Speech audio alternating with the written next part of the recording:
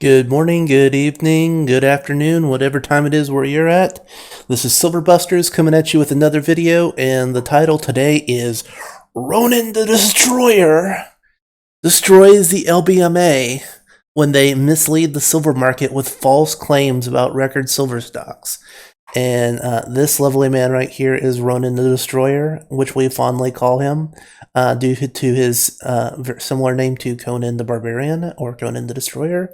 And he just came out with another article, and he has been on the money recently about taking out the LBMA again. And, the LBMA has been a topic here before about when they admitted how close they were to record-setting demand and problems back in the February time period when the kind of first silver squeeze kind of took off.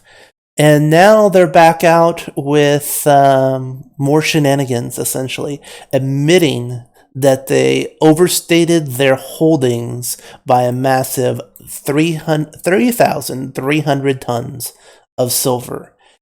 That's not a small understatement, folks. That is a tremendous amount of silver. It's something like, I forget the conversion to ounces, but it's a tremendous amount of silver. It was enough, in my opinion, to mislead the markets. And it's kind of becoming a symbol of the prior shenanigans, the level of market interference that these large organizations, along with the captured regulatory agencies that either sit by and let them do it or actively encourage them to do it, because many of these things are happening at behest of governments that are just printing and printing and printing money, and they're trying to keep people from rushing into items of real value while they screw the holders of their currencies. And this is just a horrible, horrible thing to see happening. And what's worse is it doesn't seem like there's ever going to be any punishment for people like this that do these things on the other side of the ball to manipulate the silver market downwards. And the only way, and I'm saying the only way we have to find any kind of justice in this system is to remove as much physical silver from the market as possible. That's the only thing we can really do, because we can't trust the regulators, we can't trust the governments. They're all bought, they're all paid for, they all have a vested interest in keeping their paper currencies propped up and lying about inflation, understating the rates of inflation, overstating the supply of silver. And so this is the kind of situation we get into where they say, oops, a few months down the line, oops, we kind of misstated 3,300 tons of silver that we never had, right at the time when we had the largest ever, I don't know if it's the largest ever, but a massive spike in demand for silver. And we're supposed to shrug this off as a coincidence that just happened at that exact same time. It just doesn't seem very probable to me, with all the other things that are going on in the world right now, that this was an honest mistake.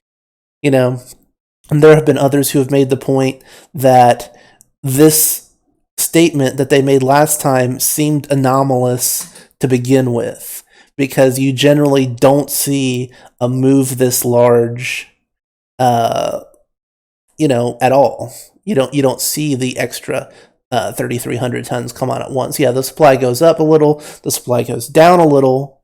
You don't usually see that massive amount of extra just materialize, especially as a convenient time as it did for these folks. So if you had any doubt before that these folks are con artists, that their real job is running scam operations for the powers that be, time to open your eyes, because this is really what's happening, that they overstate the supply of silver by an unparalleled amount, at the exact time when the pressure was being put on the system, and they think we can't do it again. We had they're like, oh, the social media frenzy is over. Bullshit. Bullshit. We get on Reddit, Wall Street bets, Reddit. I mean, we are right there. Um, we have not gone anywhere. We're gonna go down here to Wall Street Silver. Wall Street Silver, bigger and growing. I mean, compared to what we had in January, this is massive. This is just growing. So, folks, keep stacking. It's only a matter of time. That's really as much as the extra background I can give you without getting into a history lecture about how much fraud there is in the silver market.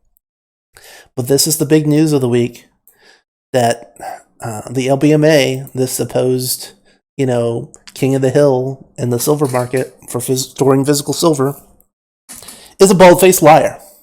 There you go, folks. Your government, your systems of operation, the lifelines that you provide depend on for your day-to-day, your retirement, your transactions of your daily needs, the purchase of your home, all that kind of stuff. Frauds, scam artists, liars. Those are the people who control you. And that's why you need to opt out by buying as much physical gold and silver as you can. Preferably silver, because silver is most likely going to be what breaks the market first. Let's get into our little weekly wrap up for retail silver prices. Silver has, I think, more or less traded sideways for the week. I don't know if it was closer to 27 or if it had these. I think it was like an odd number. I think so. You could say it's up fractionally for the week, still in the 27 range. We're really looking for a push back up towards the $30 level, and if we see a breakout above 30, that's going to be a massive psychological level, because I guess 35-ish was a trading range before the big spike to 50 during the financial crisis, the 2008, 2011 kind of period, before Osama bin Laden mysteriously died on a certain night. Look that up if you want to. Go look up what happened to the silver price the day that they declared Obama was dead. Okay, not Obama, Osama. Sorry, it's one letter different. Okay. So looking at the silver rounds, the four retailers that I look at regularly, because these are the four that I know are large and reputable and I've done business with in some form, seem to be in a tight trading range, more or less, for if you're getting a tube of silver rounds. Everybody is at 32 and change for the tube level pricing. And again, Silver Gold Bull seems to be edging out the competitors, but only narrowly. So I'd say go with whoever you're comfortable with going. And we're going to eschew any further retail chain looking this week, because there doesn't seem to be much change. Still elevated in terms of overall retail premiums, basically. But we do have delays still. Like you can see delays here. That's a 2-week delay. This is a 1-week delay. And it doesn't look like that has changed much. No clear price information over here. And like I said, a lot of these delay messages have been put on the back burner as people are just, I guess, adapting to this situation where a lead time is sort of expected on your order. We had that 420 raid and a Mayday raid, and here we are 2 weeks in, and we're still having a lot of people saying, hey, I finally got my silver from these past raids on the Wall Street Silver Reddit, which if you haven't joined, reddit.com, it's basically an amalgamation of different community message boards, and join the Wall Street Silver movement. That doesn't cost you anything. You don't have to post. If you don't want to, you can just lurk and upvote And but there's a lot of great information here, a lot of morale boost, and people that'll support you if you have any questions, you have any fears, anxieties. I just read one thread like that. This dude is like, hey man, I am worried that I'm not going to have enough time to get silver, and there's all these people giving reassuring messages of what you can kind of expect depending on what position you were in, and it seemed like it really helped him out. But anyway, it's just a great group of like-minded people that will motivate you, and I really recommend you check them out. This Wall Street Silver. But that's all really I've got for you this week. Any questions you may have come across about silver, I'd be more than happy to answer them. Just leave me a comment. Do subscribe to the channel because it really helps me out. My fiance's channel got monetized the other day because she has the watch hours and the subscribers get monetized. So now she's going to think she wears the pants in the family, right? So you guys got to help me out and subscribe to the channel and share this with your friends. So I'm not too beat up around every time she's making money off her channel and I'm not. So that's all I've got for you this week, guys. Anything that you think you'd like to discuss, just hit me up in the comments. I'd be more than happy to chat with you. This is Silver Busters signing off.